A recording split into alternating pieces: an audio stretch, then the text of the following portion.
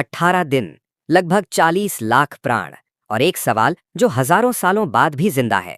क्या ये युद्ध सच में उन्हीं लोगों ने जीता जिन्हें हम विजयी मानते हैं, या फिर कुछ ऐसे योद्धा थे जिनके हाथों में जीत का असली हक था, मगर उन्हें कभी मौका ही नहीं मिला? दो विशाल सेनाएं जब आमने सामने खड़ी हुईं, तो धरती ने जैसे एक पल के लिए सांस रोक ली। हवा रुक गई, पक्षी चुप हो गए और आसमान ने अपना रंग बदल लिया, जैसे प्रकृति खुद जानती थी कि आज से ये जमीन कभी पहले जैसी नहीं रहेगी। इस युद्ध में अर्जुन थे, भीम थे, द्रोणाचार्य थे, भीष्म थे, ये सब तो हम जानते हैं। मगर आज हम बात करेंगे उन 5 नामों की जिन्हें इतिहास ने भुला दिया, मगर जिनकी ताकत को समझ लें तो आपका महाभारत देखने का नजरिया हमेशा के लिए बदल जाएगा। ये 5 योद्धा ऐसे थे जैसे 5 तूफान जो आसमान में बन तो गए मगर बरसने से पहले ही बिखर गए। इनके पास क्षमता थी पूरे युद्ध का परिणाम पलटने की, मगर किस्मत, शाप, छलावा और समाज की दीवारों ने उन्हें कभी अपनी पूरी ताकत दिखाने नहीं दी। तो चलिए, आज रात हम मिलते हैं उन 5 भूले हुए सितारों से जिनकी रोशनी इतनी तेज थी कि उन्हें खामोश करना जरूरी हो गया था। क्योंकि अगर ये लोग पूरी ताकत से उतरते तो कुरुक्षेत्र का हर एक अध्याय दोबारा लिखना पड़ता। और सबसे आखिरी नाम, 5वां नाम, वो आपको ठहर जाने पर मजबूर कर देगा, क्योंकि वो योद्धा अर्जुन से भी ज्यादा दक्ष था।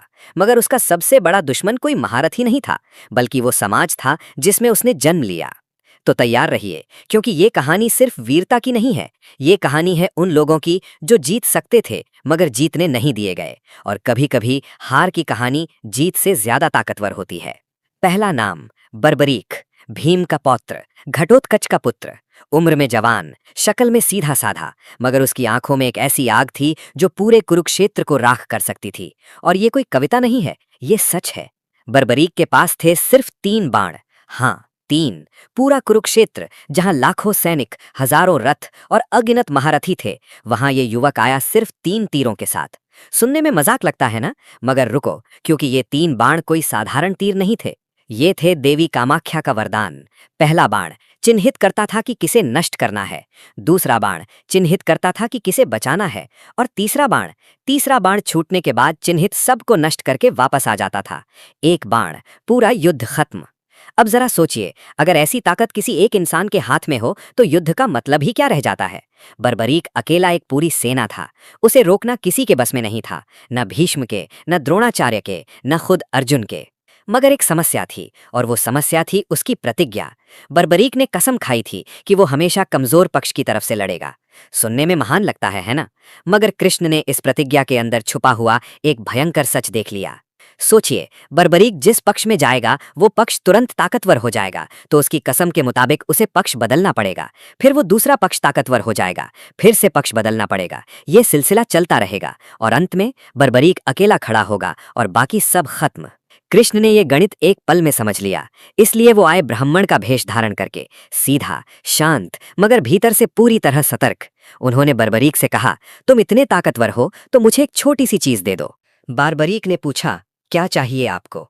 और कृष्ण ने जो जवाब दिया वो महाभारत के सबसे रुलाने वाले पन्ना में लिखा हुआ है। उन्होंने कहा, तुम्हारा मस्तक, तुम्हारा सिर, गुरु दक्षिणा के रूप में। अब यहां एक पल के लिए रुकिए और बर्बरीक की जगह खुद को रखिए। एक युवक जो युद्ध लड़ने आया था, जिसके हाथों में दुनिया बदलने की ताकत थी, उससे कहा जा रहा है कि तुम युद्ध नहीं लड़ोगे, तुम्हें अपनी जान देनी होगी, बिना लड़े, बिना किसी को बचाए। और बर्बरीक ने क्या किया? उसने मुस्कुराते हुए अपना सिर काट दिया। हाँ, बिना एक पल के लिए रुके, बिना एक शब्द का विरोध किए, क्योंकि वो एक सच्चा क्षत्रिय था और उसके लिए दान से इनकार करना मौत से भी बड़ा पाप था। मगर कृष्ण ने उसे एक वरदान दिया।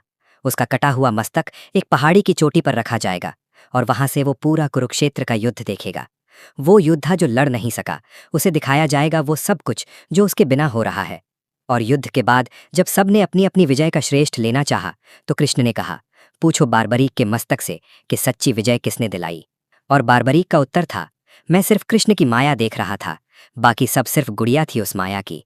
यही है बर्बरीक की गाथा, एक ऐसा तूफान जो उठने से पहले ही ठहर दिया गया। दूसरा नाम, और इस नाम पर कोई बहस नहीं है, कर्ण, अंगराज कर्ण, सूर्य का पुत्र, कुंती का पहला संतान, जो खुद भी अपनी असली पहचान जिंदगी का बड़ा हिस्सा नहीं जानता था।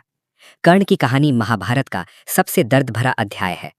जन्म के साथ कर्ण को 2 चीजें मिली थीं, सहज कवच और कुंडल। ये कोई बाहरी सुरक्षा नहीं थी, ये उसके शरीर का हिस्सा थी। जब तक ये कवच कुंडल उसके शरीर पर थे, कोई भी अस्त्र उसे मार नहीं सकता था। ब्रह्मास्त्र नहीं, पशुपतास्त्र नहीं, कुछ भी नहीं। मगर इंद्र आए, अर्जुन के पिता, भिक्षुक का भेष धारकर और कर्ण की दानशीलता का फायदा उठाते हुए मांग लिया वो कवच कुंडल। कर्ण जानता था कि ये इंद्र हैं, जानता था कि इसका अंजाम क्या होगा, फिर भी उसने दे दिया। इस दृश्य को एक पल के लिए महसूस कीजिए। एक योद्धा अपने ही शरीर से अपनी सुरक्षा नोच रहा है, हर किनारे से खून रिस रहा है, दर्द असहनीय है, मगर कर्ण के चेहरे पर एक भी आंसू नहीं, क्योंकि कर्ण ने कभी दान से मुख नहीं मोड़ा, चाहे उसकी जान ही क्यों ना जाए। ये था पहला आघात। मगर कर्ण की बदकिस्मती यहाँ खत्म नहीं होती। उसके पास था परशुराम जी से सीखा हुआ ब्रह्मास्त्र, ऐसा अस्त्र जो एक बार छूटने पर लक्ष्य का विनाश निश्चित था। मगर परशुराम ने उसे शाप दिया था, जब सबसे ज्यादा जरूरत होगी तब इस अस्त्र का मंत्र भूल जाएगा। दूसरा आघात, फिर एक ब्राह्मण की गाय कर्ण के तीर से गलती से मर गई थी। उस ब्राह्मण का शाप, युद्ध के सबसे महत्वपूर्ण पल में तुम्हारे रथ का पहिया जमीन में धंस जाएगा। तीसरा आघात। और 17वें दिन, अंतिम द्वंद्व में जब कर्ण और अर्जुन आमने सामने थे, ठीक उसी वक्त कर्ण का रथ का पहिया जमीन में धंस गया।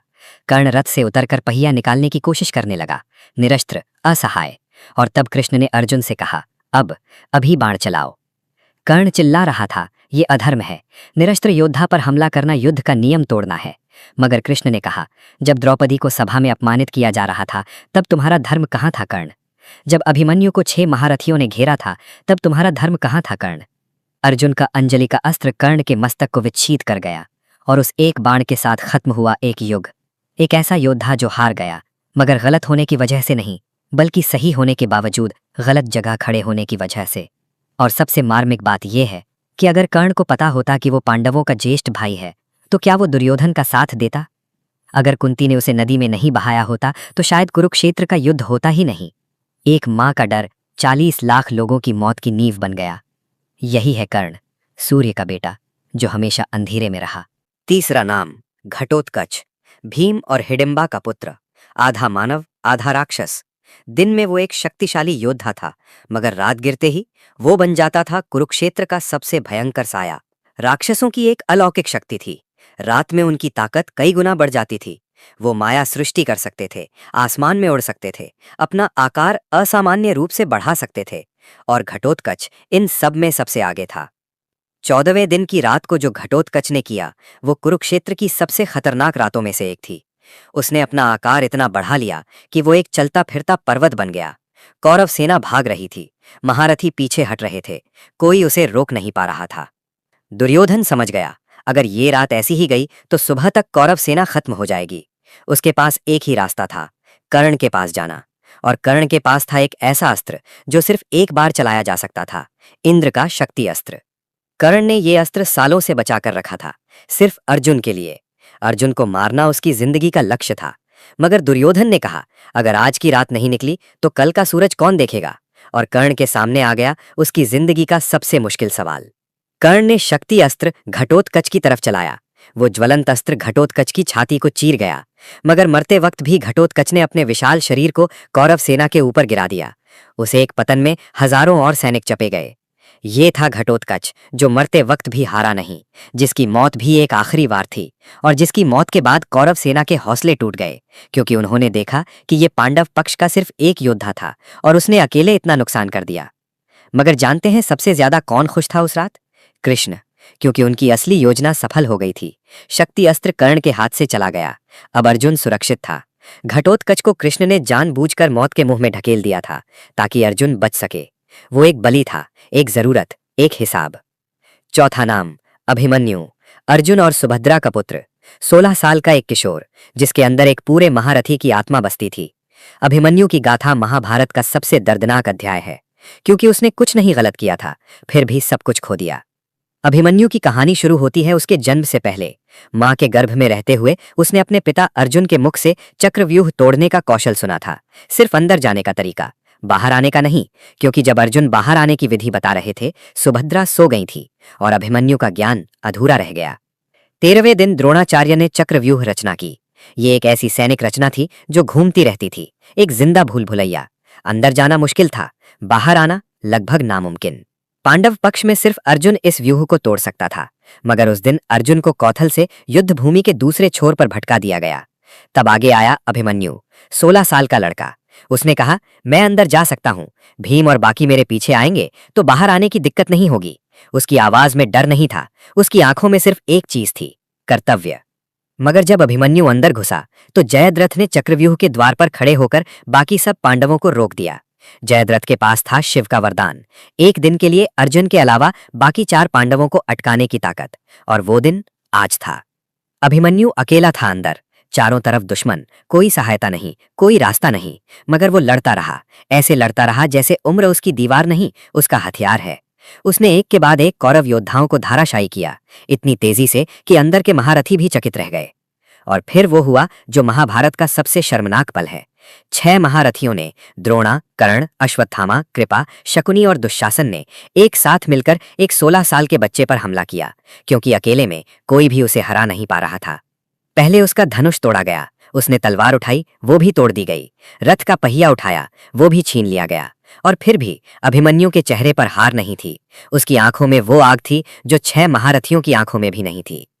अंत में दुशासन के पुत्र ने पीछे से गदा से हमला किया और 16 साल का अभिमन्यु जमीन पर गिर गया, हमेशा के लिए। उस बच्चे ने एक भी नियम नहीं तोड़ा था, उसने कोई गलती नहीं की थी, बस उसका ज्ञान अधूरा था और उसी अधूरे ज्ञान ने उसे खा लिया। मगर एक पल के लिए सोचिए, अगर अभिमन्यु को चक्रव्यूह से बाहर आने का रास्ता पता होता तो क्या होता। वो अकेले अंदर जाके जो तबाही मचाई थी वो महारथियों के लिए भी असंभव थी। वो सिर्फ अंदर घुसा था, बाहर आता तो शायद पूरा व्यू ही ध्वस्त कर देता। अधूरा ज्ञान, यही उसका असली दुश्मन था। ताकत की कमी कभी नहीं थी। अब आता है 5वां और आखिरी नाम, और ये नाम सुनकर आप ठहर जाएंगे, क्योंकि ये योद्धा किसी राजमहल में पैदा नहीं हुआ था। उसके पास कोई बड़ा गुरु नहीं था, कोई शाही अखाड़ा नहीं था।